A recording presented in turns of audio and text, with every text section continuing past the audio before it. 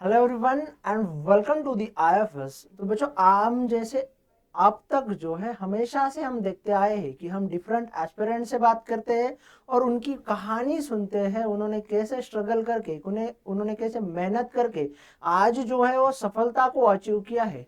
वैसे ही आज जो है हमारे साथ ऐसे ही एक कैंडिडेट है जिन्होंने बल्कि एक नहीं बल्कि मल्टीपल एग्जाम्स को क्वालिफाई किया है। जैसे आईआईटी जाम हो जाए, उसी के साथ साथ गैट भी हो जाए, और इंडिया के एक बहुत अच्छे इंस्टीट्यूट में वो क्या कर रही है, तो उनका एमएससी कर रही है, उनका मास्टर्स कर रही है। तो जानते हैं उन्हीं की कहानी, उनके ही जुबानी। तो चलो तो हाय, आपका नाम क्या है?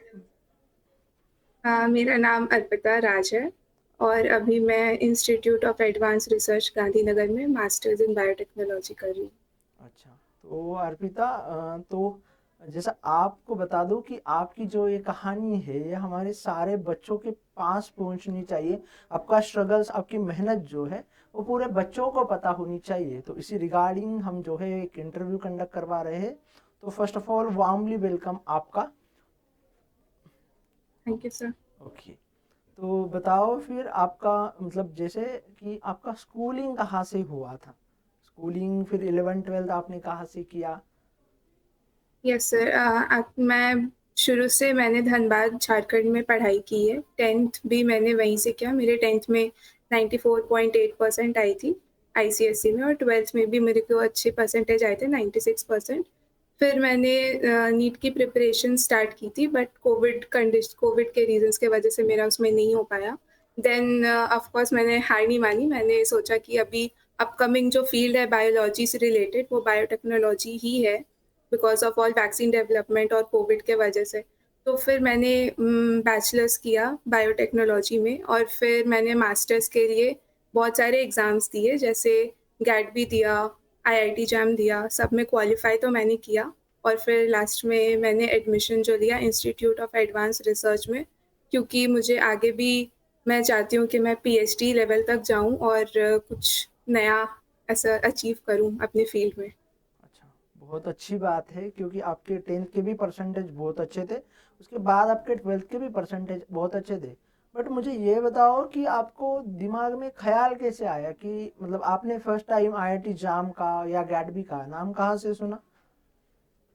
सर, जब मैं बैचलर्स कर रही थी तब मैं जब तैयारी करती थी आगे की पढ़ाई की, तब फिर मुझे यूट्यूब और अगल बगल के सीनियर्स से पता चला कि एग्ज़ाम्स क्वालिफाई करने से ऐसे गवर्नमेंट कॉलेजेस में एडमिशन होती है, जो कि रेपुटेशन के लिए भी अच्छी होती है और फ्यूचर के लिए भी। तो फिर मैंने तैयारी शुरू की। ऑफ कोर्स आईएफएस के मैंने वीडियोस बहुत सारे देखे थे। लाइक, अब वीडियो जो बता दो, मैंने सारे वीडियोस देख चुके, एक एक पीवाईक्यू मैंने सॉल्व किया था 5 महीने 6 महीने लगातार। तो मुझे इसी इसी से पता चला। पहले तो मैं सिर्फ आईआईटी जैम ही दे रही थी, बाद में मुझे पता चला कि गैट भी जो होता है वो सिर्फ बायोटेक्नोलॉजी के फील्ड के लिए ही होता है, और गवर्नमेंट का बहुत अच्छा प्रोग्राम है ये। तो मैं तो यही कहूँगी कि जो भी बच्चे ये देख रहे हैं या करना चाहते हैं, तो उनको गैट भी तो ज़रूर देना चाहिए। अच्छा, तो फिर आपने पढ़ाई जब भी स्टार्ट की होगी, ठीक है, तो उस टाइम मतलब आपके दिमाग में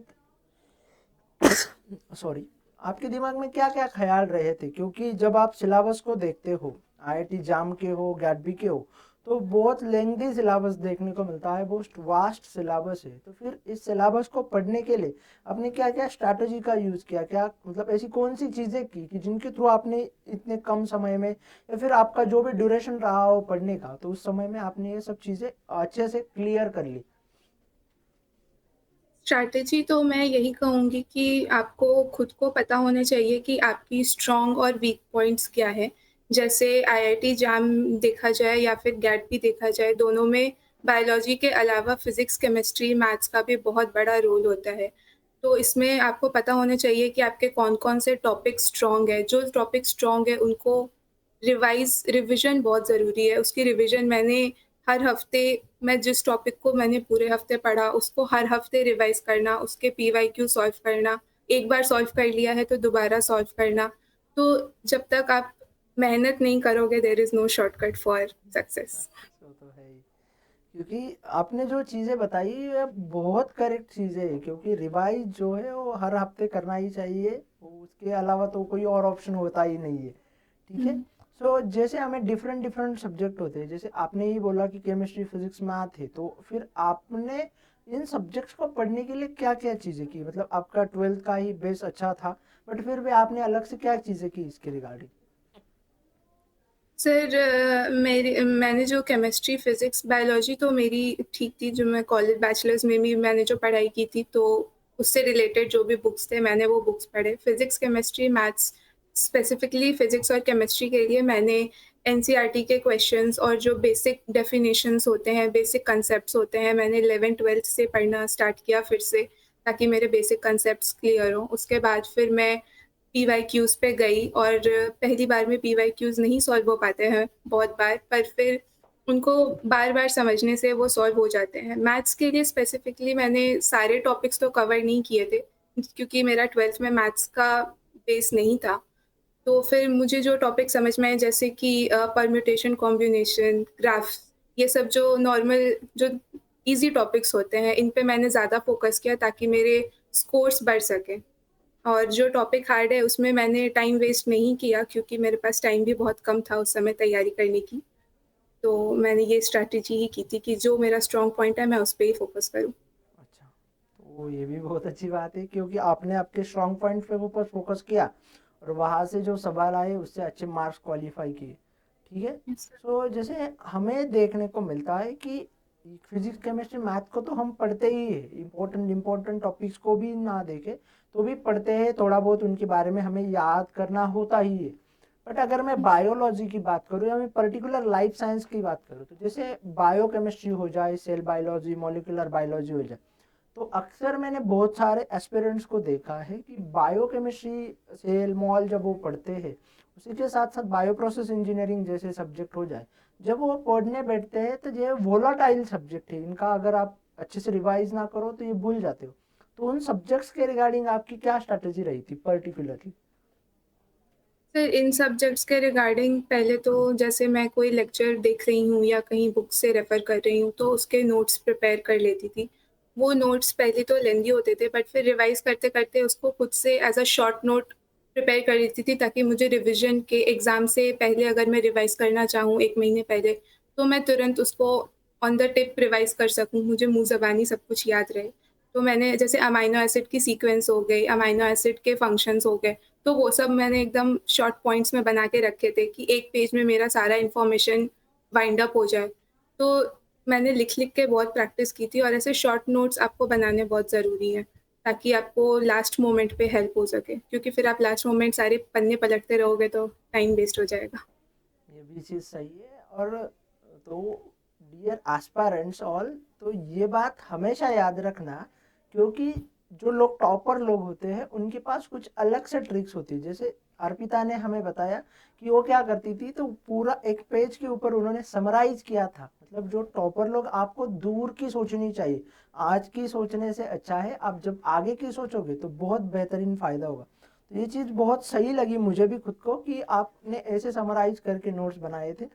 उसके अलावा बायो प्रोसेस इंजीनियरिंग से रिगार्डिंग क्या रहा था फिर आपका? क्योंकि वो तो बहुत, मतलब जैसे हमारे लाइफ साइंस के बायोटेक्नोलॉजी के बच्चों के लिए वो सब्जेक्ट जैसे मैथमेटिक्स से भी बहुत डरावना हो जाता है। यस सर, बायो प्रोसेसिंग तो मेरे लिए भी थोड़ा टफ रहा था, क्योंकि उसके क्वेश्चंस जो होते हैं बहुत ही ज़्यादा इंजीनियरिंग बेस्ड ऐसे मुझे लगते थे। बट उसमें भी कुछ कुछ टॉपिक्स ऐसे होते हैं जो सिर्फ छोटे मोटे कंसेप्ट बेस्ड या फॉर्मूला बेस्ड क्वेश्चंस आते हैं। तो मैं जिनको बायो प्रोसेसिंग से ऐसा डर है, या जिन जो नहीं समझ पाते उतना, तो उनसे मैं यही कहूँगी कि आप ऐसे छोटे टॉपिक्स को चूज़ करिए जो आपको बेहतर समझ में आए, या फिर ऐसे फॉर्मूला बेस्ड क्वेश्चंस भी आते हैं। ऐसा नहीं है कि सिर्फ हार्ड क्वेश्चंस ही आते हैं बायो प्रोसेस से, शॉर्ट क्वेश्चंस भी आते हैं, तो आप उस पर टारगेट कीजिए। और बाकी क्वेश्चंस भी अवेलेबल हैं, तो बायो प्रोसेस से अगर आप 4-5 क्वेश्चंस भी अटेम्प्ट कर लेते हैं तो I think it's more than enough to get a rank. Oh, ये भी बढ़िया बात है। फिर अलग से एक सब्जेक्ट होता है बायो इन्फॉर्मेटिक्स करके, जो कि गैडबी में यस। उससे रिगार्डिंग हमें सवाल भी देखने को मिलते हैं। तो फिर उस सब्जेक्ट को आपने कैसे प्रिपेयर किया था, या फिर आपके कॉलेज के ड्यूरेशन में ही वो सब्जेक्ट आपके सिलेबस में इंक्लूड था?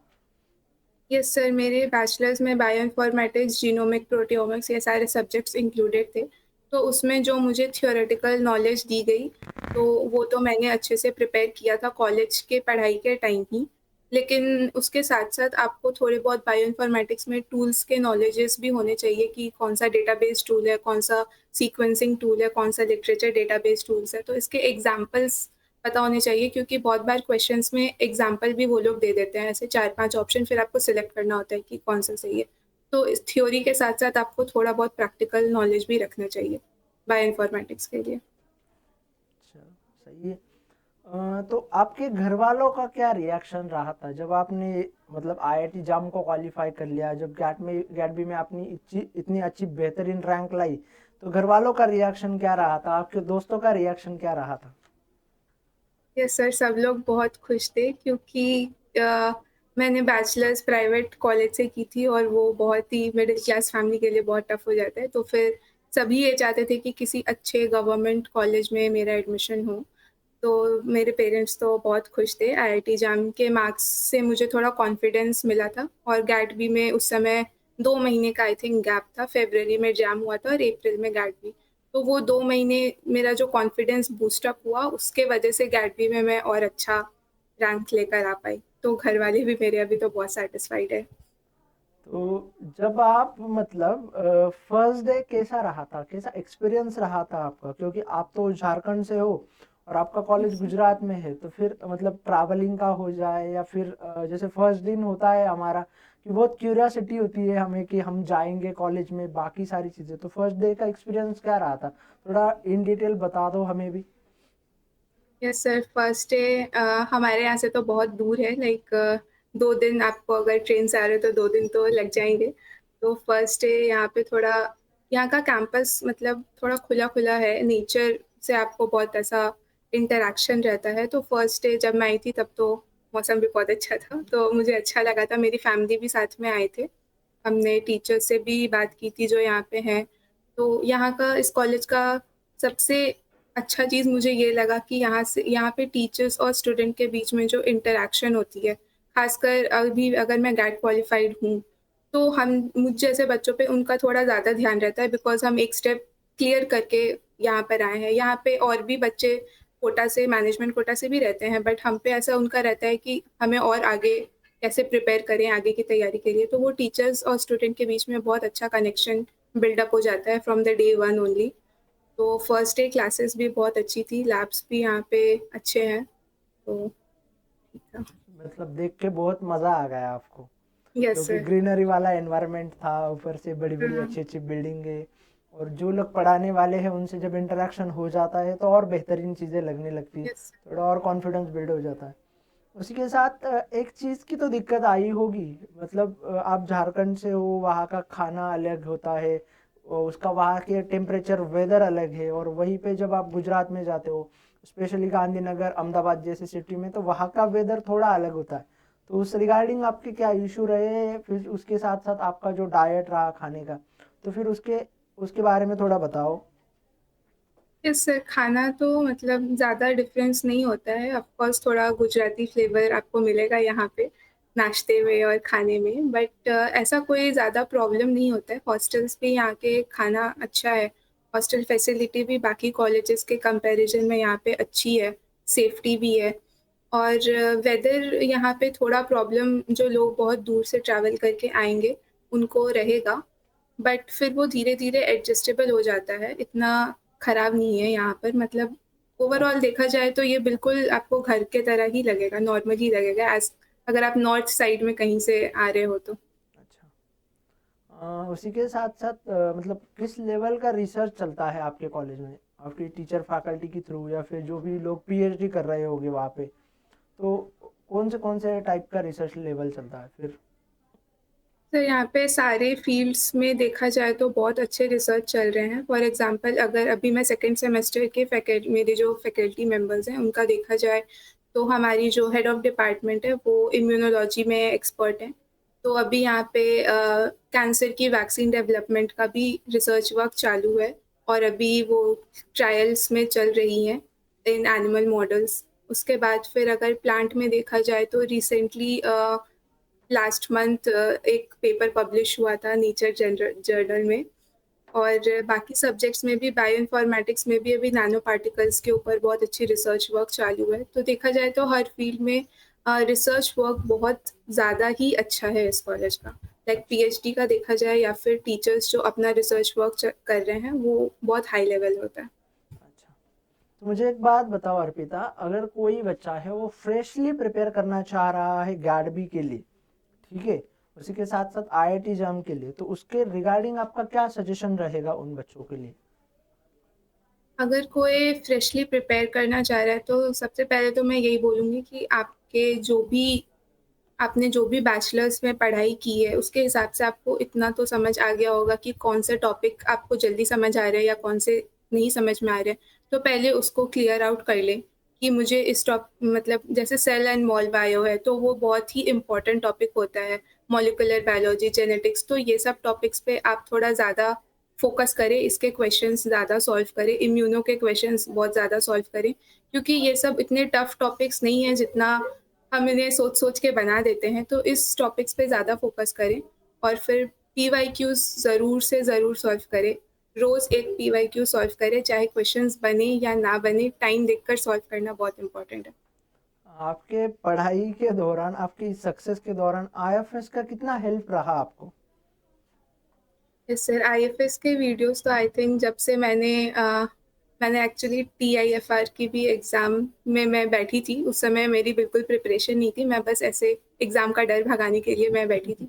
तो दिसंबर के महीने से मैंने, आई थिंक नवंबर एंड से, लास्ट सेमेस्टर जब से मेरा स्टार्ट हुआ था तब से मैंने आईएफएस की वीडियो सीरियसली एक एक लेक्चर, जो पुराने लेक्चर्स भी अगर अवेलेबल थे तो मैंने उनको भी देखना शुरू कर दिया था। और हर एक टॉपिक मैंने हर एक सब्जेक्ट का हर एक टॉपिक एक्चुअली आईएफएस से ही पढ़ा था, टू बी वेरी ऑनेस्ट। और फिर जो भी उसके लास्ट मोमेंट्स में क्वेश्चंस आते थे, लाइव सीरीज जो चलती थी क्वेश्चन बैंक के या फिर ऐसे प्रैक्टिस क्वेश्चन, बहुत सारे टीचर्स के थे, एक पूरा सेट रहता था। हमारे जो हेड सर है वो भी आते थे कभी कभी क्वेश्चन सॉल्व करवाने के लिए। तो मैंने सारी वीडियो सब कुछ जो भी मैंने तैयारी की थी, आई विल टेल यू कि आईएफएस से ही की थी मैंने। बहुत अच्छी बात है।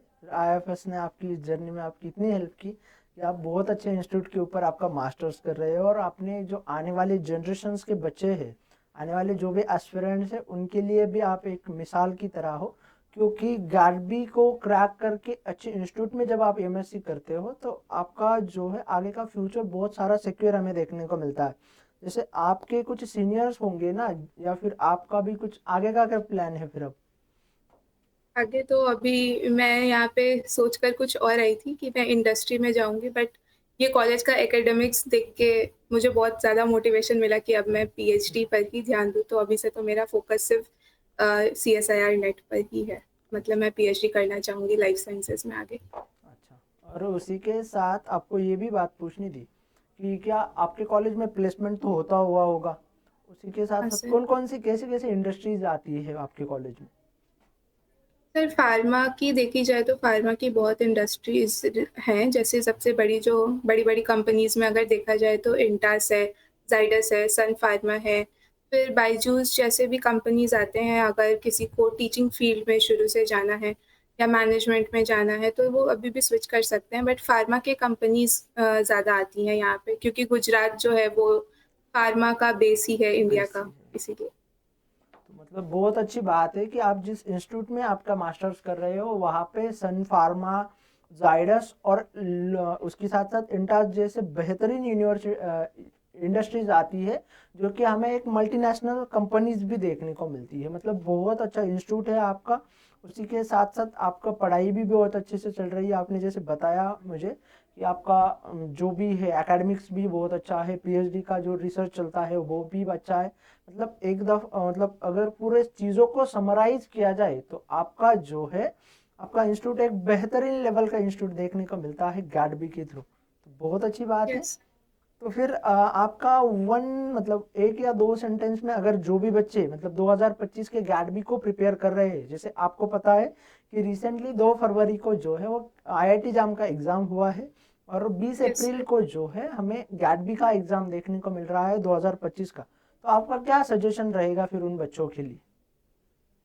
मेरा सजेशन यही रहेगा दैट आप खुद को ही अपना देखें कि आपने कैसा परफॉर्म किया आईआईटी जैम में। अगर क्वेश्चंस पे भी डिपेंड करता है, क्योंकि अगर आईआईटी जैम में आपकी अच्छी परफॉर्मेंस रही है तब तो बहुत अच्छी बात है, आप कंटिन्यू रखिए। लेकिन अगर आपको लगे कि कुछ टॉपिक्स आपके मिस हो गए आईआईटी जैम में जो आप नहीं कर पाए, या वहाँ जाकर आपका वीक रह गया, तो अभी आपके पास बहुत बहुत अच्छा टाइम है कि आप उसको प्रिपेयर कर सकते हैं। और गैडबी में ऐसा भी नहीं है कि बहुत ज़्यादा कंपटीशन रहता है, स्टूडेंट्स के नंबर्स कम हो जाते हैं, तो बहुत अच्छा चांस है कि आपको एक बहुत अच्छा कॉलेज मिल सकता है, एक अच्छी रैंक मिल सकती है। और अच्छे कॉलेज में जाना इज़ वेरी इंपॉर्टेंट। अगर आप मास्टर्स या फिर पीएचडी के तरफ फोकस है आपका, तो आपको अपनी मेहनत अभी भी जारी रखनी है। ऐसा नहीं है कि अब छोड़ देना है बीच में, because it's a long way to go. चलो, बहुत अच्छी बात है, आपने बहुत सारी बेहतरीन चीज़ें हमारे आने वाले एस्पिरेंट्स के लिए सिखाई। अब आई होप, मुझे लगता है बेटा कि आपसे जो है वो बहुत सारी उम्मीदें लेके आपने जो सारी चीज़ें बताई है उनका मोटिवेशन लेके, उनका नॉलेज गेन करके बच्चे आने वाली एग्जाम्स के लिए प्रिपेयर करेंगे बहुत अच्छे तरीके से। So thank you so much for sharing your knowledge, your struggles और your total journey with us. तो बच्चों, आपके लिए है जो है अर्पिता ने बहुत कुछ अच्छी अच्छी बातें बताई है, जैसे रिवीजन का टिप्स हो जाए, उसके साथ साथ गैडबी का क्या इंपॉर्टेंस रोल रहता है हमारे आने वाली मास्टर्स के लिए, और मास्टर में एक बहुत अच्छा इंस्टीट्यूट या यूनिवर्सिटी या कॉलेज क्यों मैटर करता है, ये भी इन्होंने बताया। तो आई होप आप सभी को भी बहुत अच्छा लगा होगा, और उसी के साथ साथ मैं अगेनली थैंक यू बोलता हूँ आपको। सो thank you thank you so so much much. For